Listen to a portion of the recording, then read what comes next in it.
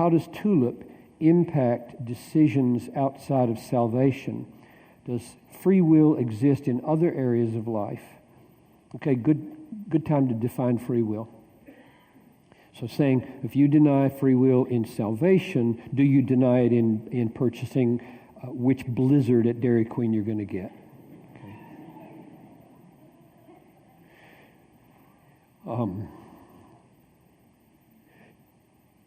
Here's my definition of free will. Free will is ultimate self-determination. Ultimate self-determination. By ultimate, I mean there's no cause after your choice that made you cause it that's decisive.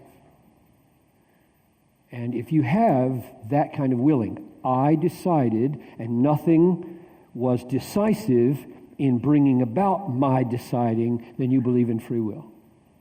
If you believe, I do decide, my decision is real, but I know that God ultimately governs what I will decide, then you don't believe in free will. And that's what I believe. I don't believe in free will. Defined that way. Now, almost nobody who uses the term on the street means what I mean by it.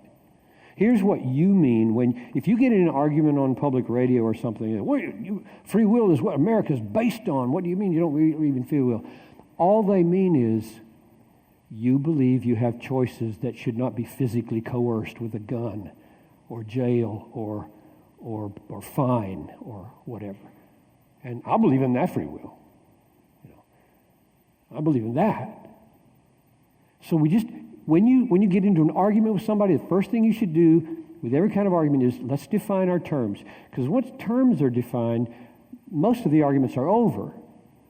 So my answer to the question here, does free will exist in other areas of life? In my definition, no, except for God. God's the only person with free will.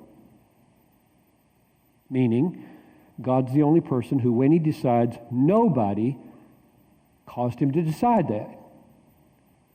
When I decide anything, God is always the one who ultimately is the decisive influence that caused me to decide it.